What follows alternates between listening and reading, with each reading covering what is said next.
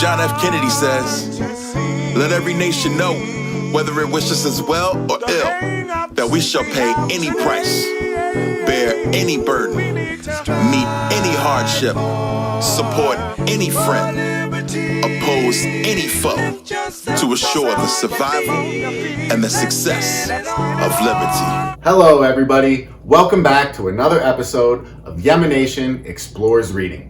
I'm Mr. Yemma, and I work as an instructional coach in Youngstown City Schools. The book I'm going to feature today is called Caves. This book was written for a 5th grade level, but as always, you don't have to be in 5th grade to enjoy the read along with me. Hope you all enjoy. Thank you. Caves by Meredith Costain. Introduction. Imagine crawling on your hands and knees in the dark. The ground is hard. You are covered in mud. You are cold and wet. It doesn't sound like much fun, but it is. What you are doing is dangerous and exciting. You are exploring a cave. Chapter 1. Inside a cave. A cave is a hollow space under the ground. Caves are also called caverns. Caves can be found all over the world. You can find them on the side of a mountain, inside huge pieces of ice, or even underwater. Some caves are made up of many chambers, or large open spaces. Narrow tunnels connect the chambers. Caves that have many chambers are called cave systems. How caves are formed. Caves are mostly found in places where a soft rock called limestone is found. Rainwater trickles down through tiny cracks in the rock. Over thousands of years, the rainwater wears away the limestone, forming a cave. 1. Rainwater trickles into cracks in the ground. 2. Over time, the limestone rock wears away. 3. After thousands of years, tunnels and chambers form. 4. If enough water enters a cave, a stream can form. Rock formations. In many caves, pointy fingers of rock hang down from the ceiling. Rock formations that hang from the ceiling of a cave are called stalactites. These rock icicles form when limestone mixes with water and trickles through cracks in the ceiling of a cave. It can take thousands of years for a stalactite to form. Stalagmites are rock formations on the floor of a cave. Stalagmites form when water trickles down the side of a stalactite and drips onto the cave floor. If a stalactite and a stalagmite meet in the middle as they grow, they form a column. Chapter 2. Life in a cave.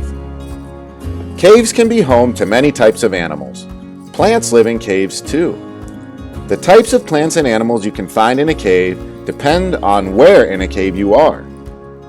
The plants and animals that live near a cave entrance are very different from those that live deep within a cave.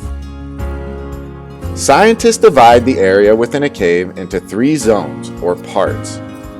The entrance to a cave is known as the light zone. As you travel farther into a cave, it becomes much darker. This area is known as the twilight zone. Deep inside a cave is the dark zone. No light reaches the dark zone. The light zone. Leafy plants like ferns grow easily in the light zone at the entrance to a cave. Some animals, like bears and raccoons, use caves for shelter. Most of the animals that live in the light zone are visitors. They spend part of the time outside the cave. The twilight zone. As you go farther into a cave, the light becomes dim. The temperature gets much cooler.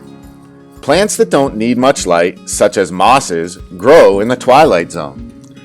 Bats sleep during the day in the darkness of the twilight zone. Other animals, like the cave salamander, live on the wet rock walls.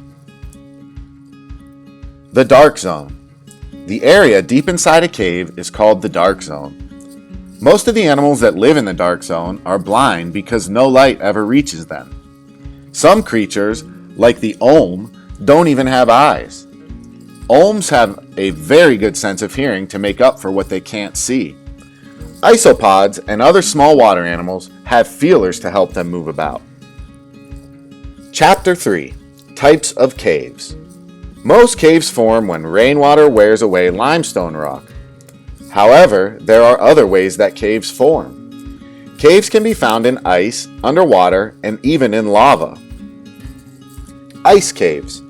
Caves can be found inside gigantic, slow-moving pieces of ice called glaciers. These kinds of caves are called ice caves. As a glacier melts, a stream of water flows underneath it. Together, the water and warm air hollow out the ice to form a cave. Underwater caves. Sometimes, limestone caves flood with water, forming underwater caves. There are several types of underwater caves.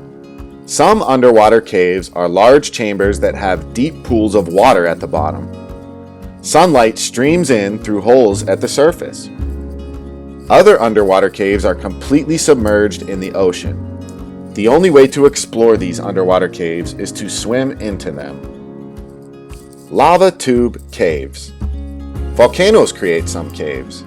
When a volcano erupts, red-hot lava flows down the sides of the mountain.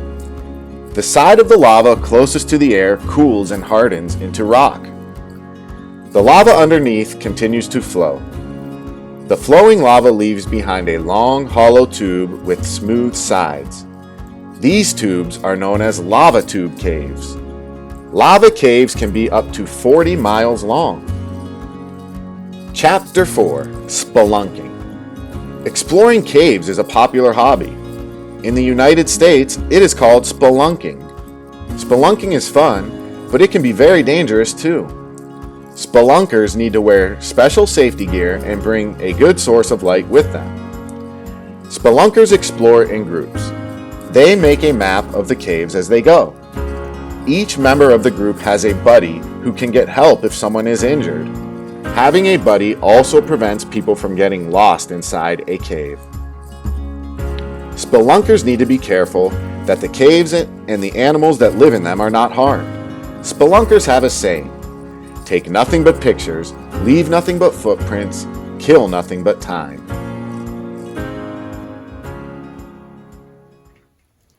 The end. Thank you guys for following along. I hope you all enjoyed this book. As an adventurer myself, I've always been fascinated with caves. In fact, every year, my son and I go to a place in Ohio called Hocking Hills. There, we explore different caves, such as Old Man's Cave and Ash Cave.